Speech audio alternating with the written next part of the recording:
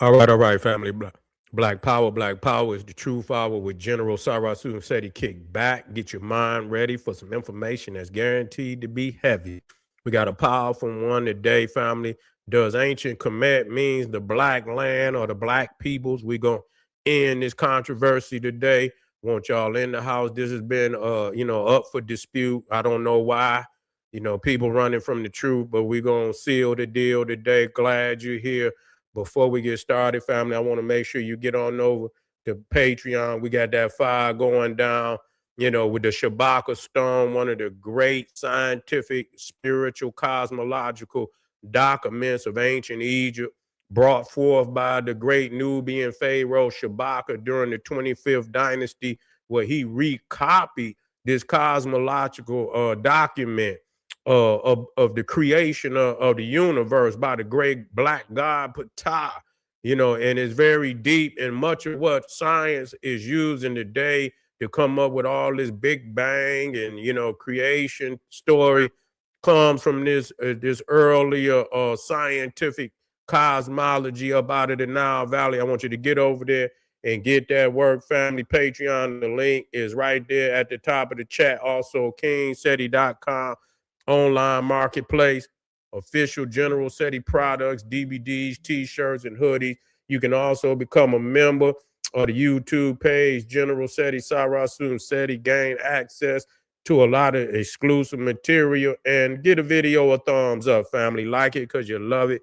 Share it with your family and friends. Comment. Just don't say nothing stupid because you will get banned. That's right, family. Now, we're going to be talking about today, and see, this is what's not being talked about. You see what I'm saying? We got the documents, to black it up. That KHNUM, see, this is what's key. And a lot of people run from that. Does Kemet mean the black land or the black people? The answer to the question is that it means both. Okay, it means both, because you can see that man hand is on top, and Kim means black. Okay, it means black. But what is not being talked about is that the great Nubian god of creation, KHNUM, and a lot of people don't want to bring KHNUM up. Dr. Ben used to talk about that. Certain deities that they don't like bringing up because they southern deities. And the fact is that the creator god of ancient Kemet, ancient Egypt, KHNUM, was a Nubian god. And we can black that up. Okay? And we will black that up. But anyway, let's deal with this. Matter of fact,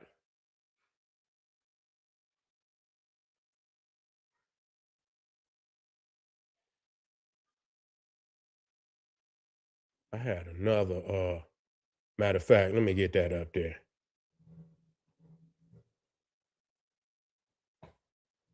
Let me get that up there. This document on KHNUM.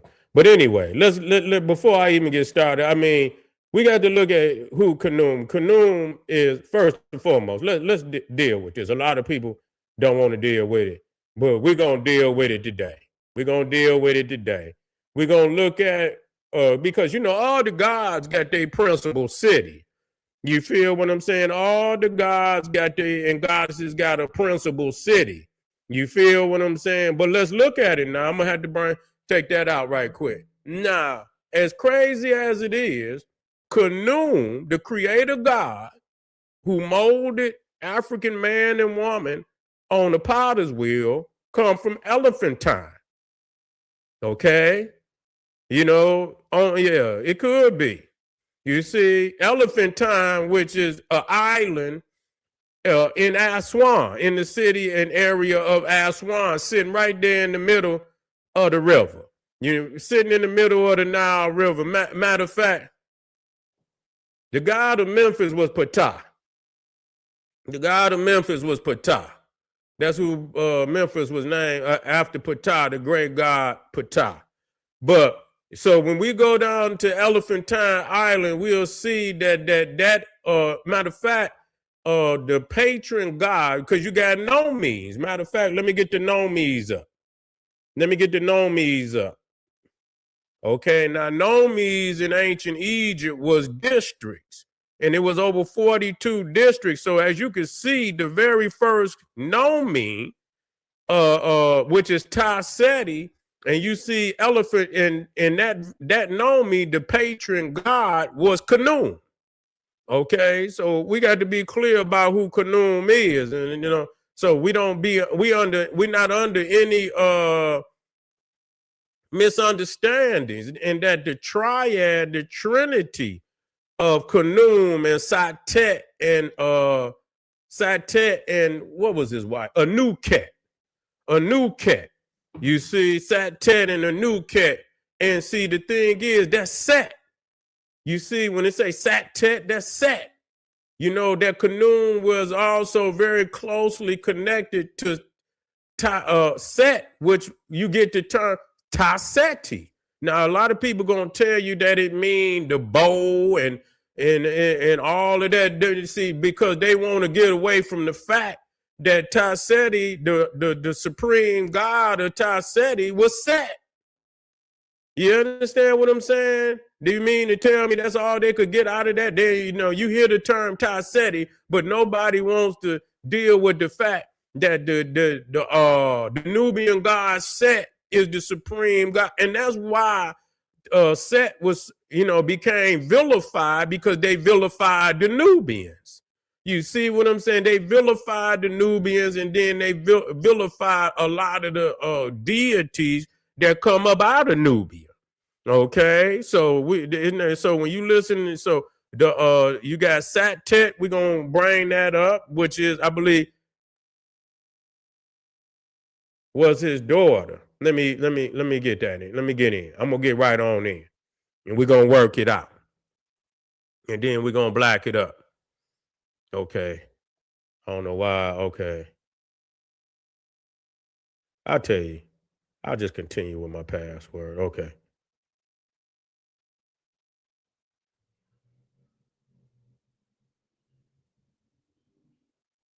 Okay, let's go in here.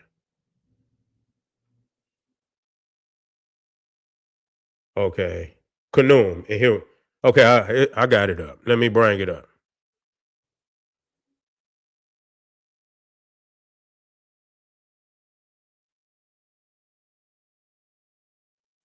Okay. Now, up in there, now, did KHNUM create man with the mud of the Nile? I put it in there. And so this is what it says. It says KHNUM and the creation of humanity. In Egyptian theology, a matter of fact, let me get this powerful picture up here so y'all can see. You see KHNUM right there, molding man on the potter's wheel. It says in ancient theology, KHNUM was a creator god strongly associated with the Nile's inundation, the flood, fertility and life, and divine craftsmanship. KHNUM's role was very literal and physical. How KHNUM created humans. Listen, Egyptian texts, not SETI, I'm just bringing you the truth. Egyptian texts and temple reliefs describe KHNUM as forming humans on a potter's wheel using Nile clay, mud, silt as the raw material. So now we getting to something now, because it was called Kemet because of the black mud and silt, the fertilizer that come down the Nile during the flood from Ethiopia. This is why it was called Kemet. But at the same time, that very same mud, that black mud, was also what KHNUM used to mold man and woman on the potter's wheel. So when the question comes up, whether it is referring to the land, is Kemet the land, or is it the people? It's both. It means both. You see, because the people are of the land. They were more. That's why they say they of the land. We don't know of no other land. You never heard of the Egyptians saying, they say they of the land. Okay. Now, what's crazy about it, even though we say, oh, this is Kemet, the damn silk is all up and down the Nile. You know, it's just more piled up in Egypt. But that same black mud, when the Nile flood, it was all from Ethiopia into Sudan all the way down into Kemet. It wasn't just black mud in Kemet. It was black mud all throughout the Nile Valley at that time, because it just flooding, and it's bringing everything, the mud, and right up out of the highlands of Ethiopia. So using Nile clay, mud, silk, or what they call kim, as the raw material, shaping not only the physical body, but also the Ka life force, the spiritual double. And I seen it myself. I seen when I went to Dendera. I went to Dendera, and right there where what they call the Mamisi. Okay, the Mamisi is the birthing house of the god. You see, and at Dendera, that birthing house was the birthing house of Horus. You see, the birthing house of Horus, and right out on the wall, you will see KHNUM molding. And matter of fact, it's in the main temple too. It's in the main temple where you see KHNUM a molding man on the potter's wheel, and then you got the frog goddess who's taking the ankh, and you can see the ankh being placed. So that's the feminine and the masculine. And so the goddess, I think her name is Hequet. I think it's Hequet, the frog goddess. You can see her taking an ankh, placing it as KHNUM molds man on the potter's wheel. Yeah. You can see the frog goddess placing the ankh in giving the body life. You see, giving the body life. And so we see this. You see, we see this. And so this is why you see that at the very, because it's the life force. That's why when you see majority of the gods, they black, and we're gonna talk about that, but we're gonna stick to this. And so now, what's crazy that the Bible, in its own little esoterical way, they at that period in time, they was releasing some information. They didn't understand the depths of it at that time because they hadn't been in Egypt yet. You see, they hadn't, they hadn't been into the chemical, but the chemical, the basis of all chemicals is melanin. That's it. You see what I'm saying? Ain't nothing preceded the blackness. You see what I'm saying? Ain't nothing preceded the blackness. So all chemicals, all elements, you see what I'm saying, come up out of the blackness. Nothing preceded the blackness of creation. You see what I'm saying? And so that's the source of all things. That's why almond, the black, is hidden, but it's not just hidden. He's cloaked in blackness. This is what it means. Not just it is hidden, cloaked in blackness.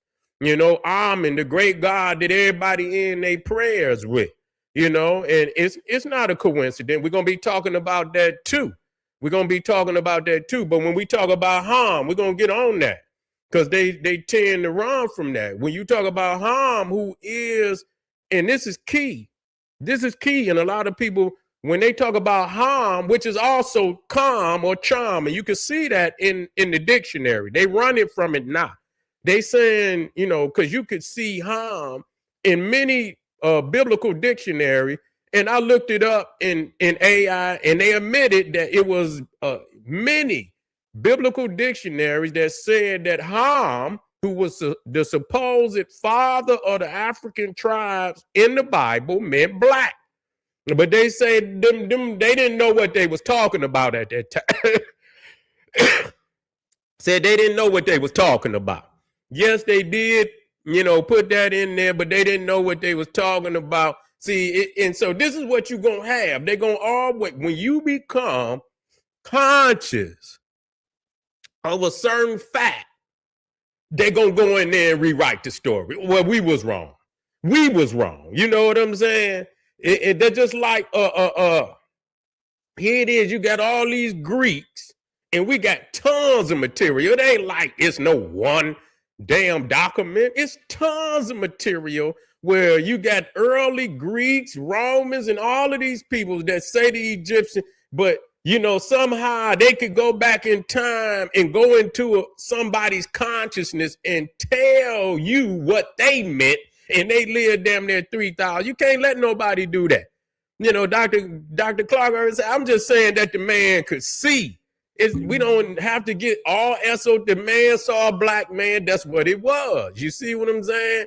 But they want to make it, everything is allegorical and this, that, and the third. But when we talk about Ham, who's supposedly the father of ancient Egypt, you see it means burnt, swarthy, and black. So in the Bible, the nation of Egypt is named after an individual. The blackness is an individual. It's not the land. It's the land, but it's also an individual, and that's where they slipped up.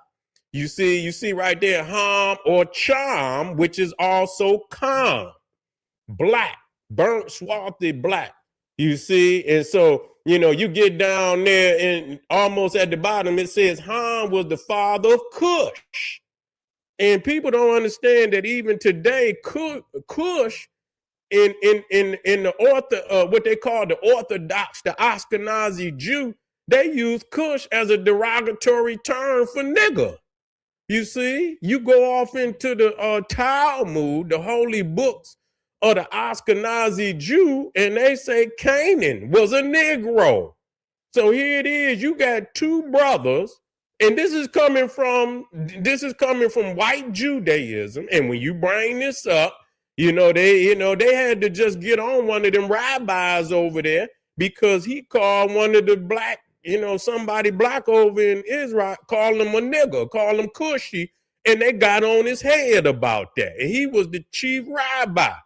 And you know what their argument was? The man, that when they got on that man, you know what that man, his secretaries told, the press all around the world? He said, well, he was quoting out of the Talmud. You can't get on him. He's quoting out of the Talmud, which is the word of God. You see, which is the word of God. So you got to understand. So, they had already identified ancient Egypt as being Negro. They never considered it a part of no European fold or no Semitic fold. They never did that. That's why when you go, Egypt is always cursed. The 10 plagues of Egypt and the killing of the first, they wouldn't have done that if that was their own people.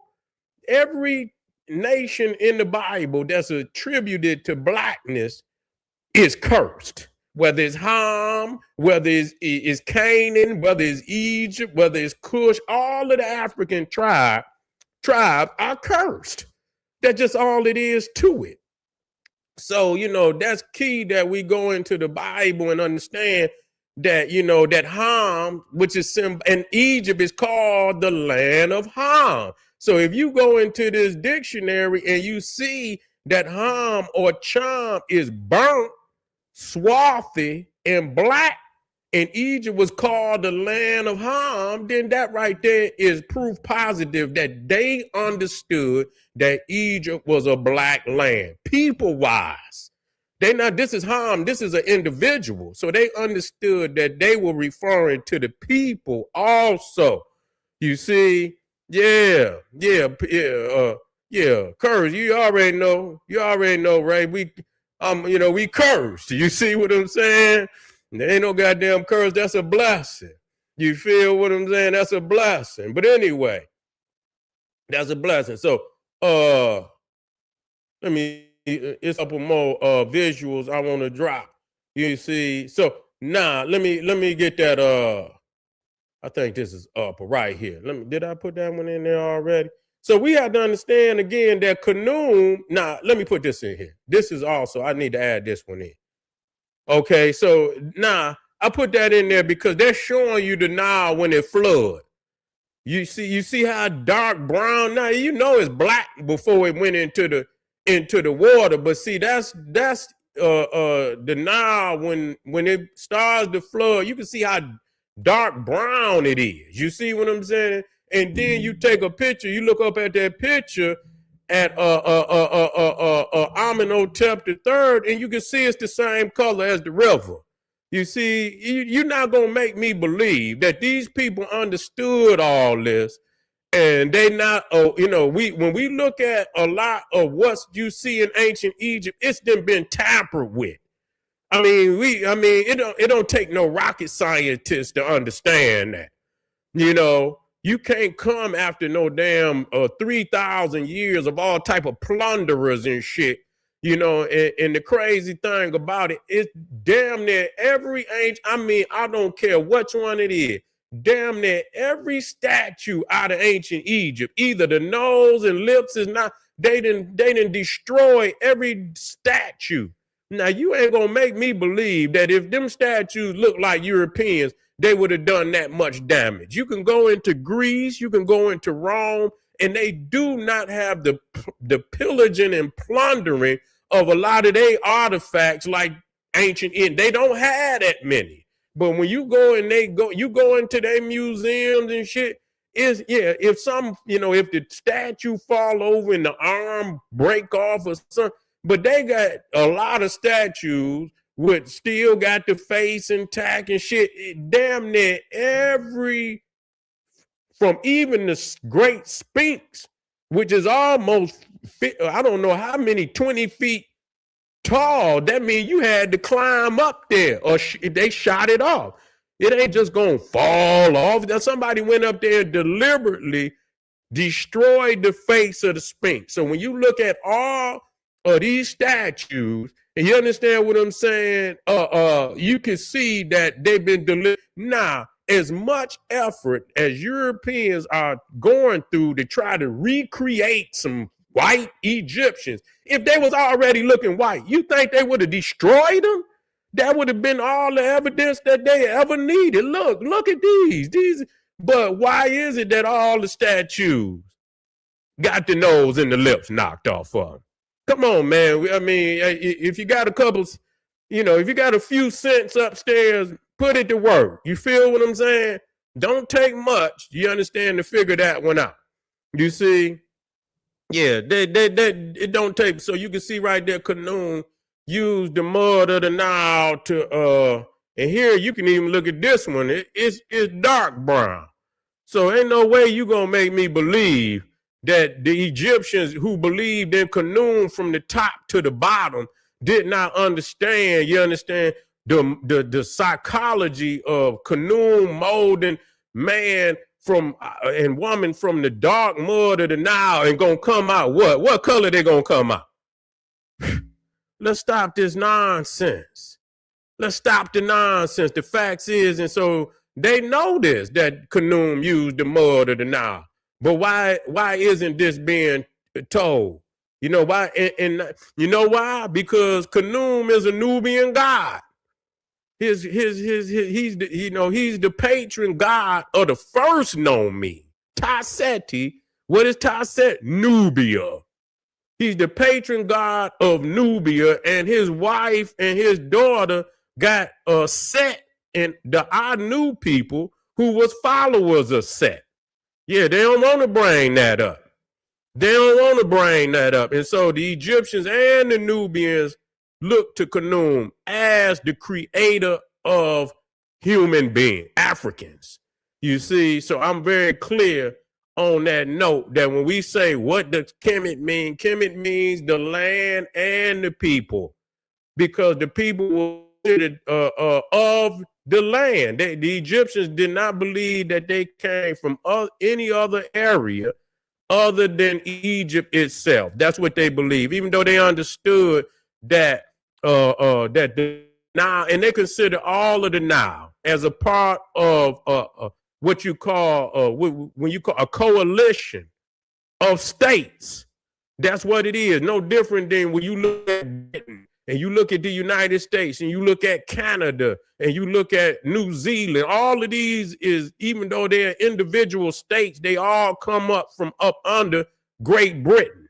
You see, that's a coalition of British nations that broke off from the mother country, which was Britain. And then you got Canada, you got United States, you got Australia, you got New Zealand, and no different in the Nile, that they broke off from the mother nation, which was the southern nations. And now you got Pum, you got Oxum, you got Nubia upper and lower, you got Egypt upper and lower, including Canaan was also included in a part of that coalition.